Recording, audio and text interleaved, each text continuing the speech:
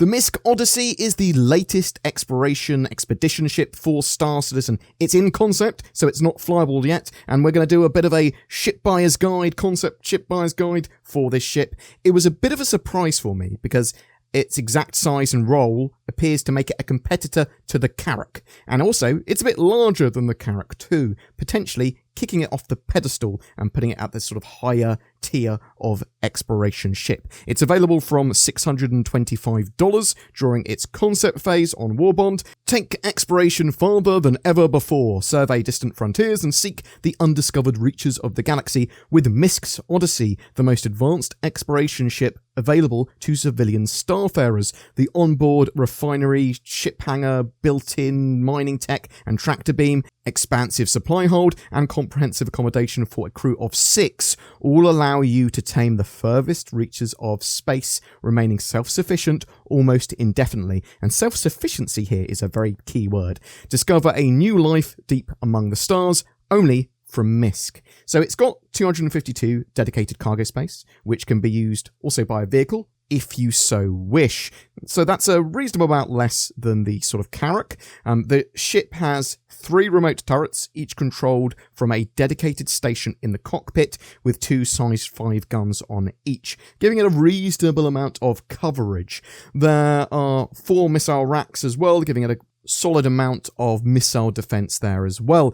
The ship has a Tier 2 medical bay, basically meaning it has a spawn point on it and great healing facilities. The Odyssey's expansive onboard hangar accommodates small ships, so perfect for scouting, recon, or specialized expeditions off-ship. The hangar can also accommodate visitors seeking your services, company, or even a ride. So this is going to be used for so many different things. It's fantastic for multi-role, basically, the ship. And that bay can take medium fighters, potentially heavy fighters in there as well. We've seen lots of pictures with it, with like sabers and things like that flying along by it. So we're assuming it can take at least a saber-sized ship, probably a little bit bigger. Interestingly, this ship also has a mining arm and tractor beam, primarily, but not solely, for the extraction of quantanium, and then turning that into quantum fuel with its inbuilt refinery. So it's supposed to have solid hydrogen fuel generation as well from lots of intakes, but this gives me lots of questions about the Carrack, oddly. Does the Odyssey out-expedition it? Can it go for longer, and is it totally self-sufficient? And if it is, and the Carrack can't, well then I want an Odyssey over the Carrack.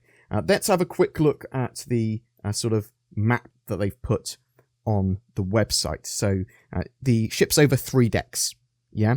So we've got the top deck, referred to as the after deck here, and we've got the gravity generator there, and then we've got the refinery, and then we've also got the engines and engine access there. So if you want to do engineering and that sort of stuff. And then we've got a main elevator, which takes us to all 3 decks. So let's jump down to the main deck. So we can take that elevator down to the main deck. And we've got the bridge there. The bridge has 4 stations in. So 1 for the pilot and then 3 for the gunners. There. They can each take control of one of the remote turrets. We've got component access on both sides of the ship there as well. So you're going to be able to maintain your ship, and because it's got quite large components on it, you're going to be potentially needing to do that and be sensible about it. We've got escape pods here as well. So assume there's at least 6 escape pods for you, so you can all escape the ship. We've got crew quarters for 6, and we're not sure if there's a separate sort of captain's quarters for that as well, but the ship is for 6 people. We've got a mess hall and commons area, sort of a kitchen, all that sort of jazz, living area.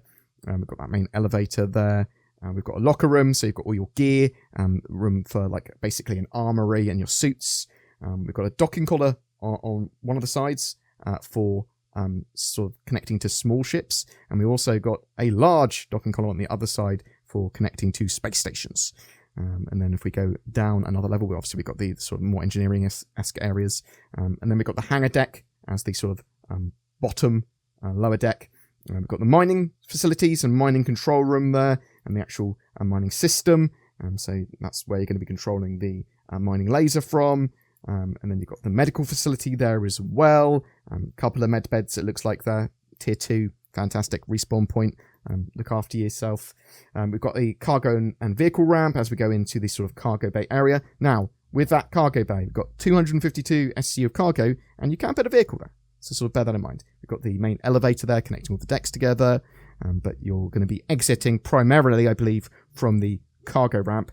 Probably that main elevator will probably give you access to the floor as well, but that's not confirmed. And then at the towards the rear of the ship, we've got that large ship hangar to store ground vehicles or small ships. So bear that in mind.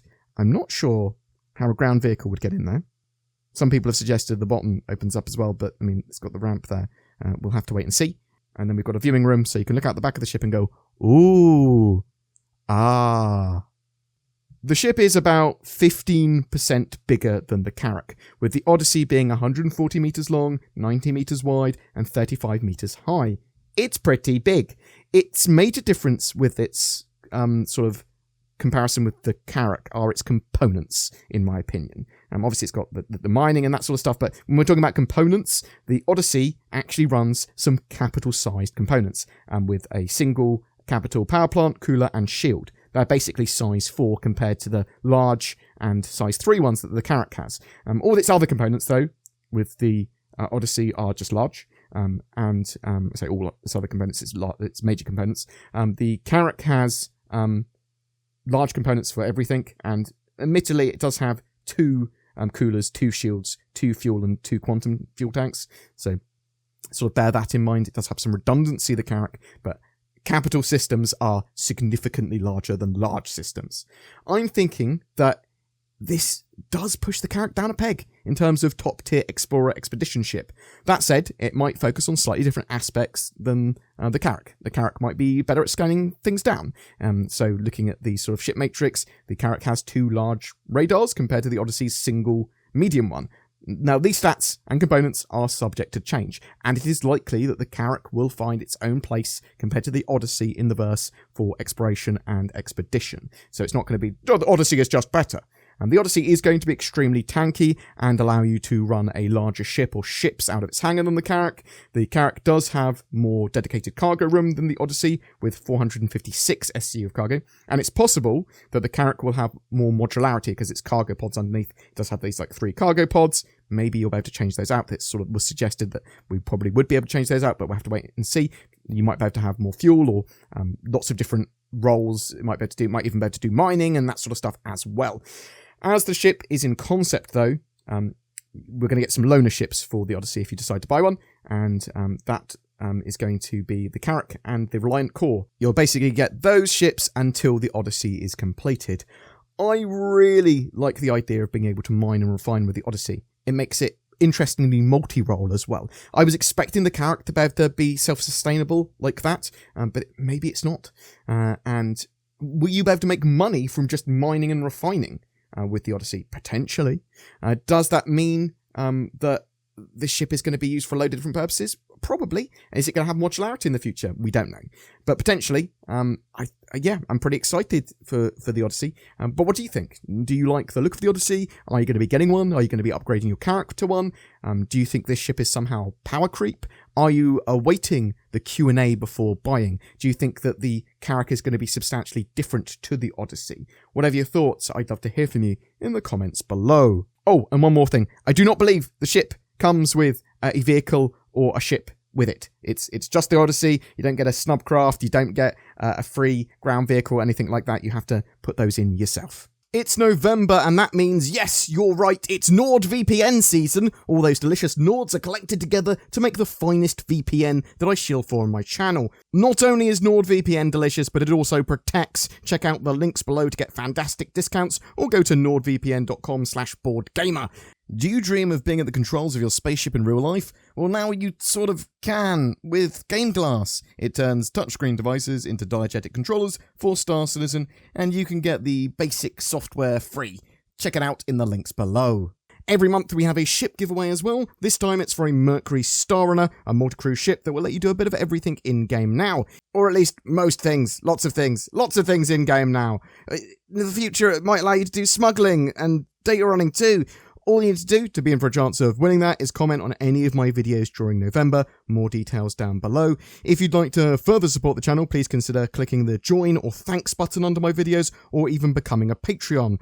You get some cool stuff to show that you're a true supporter of mine and Zin's art, some exclusive polls, ways of shaping the channel, some exclusive videos, all that sort of jazz too. Thanks for watching, and I hope to see you in the verse.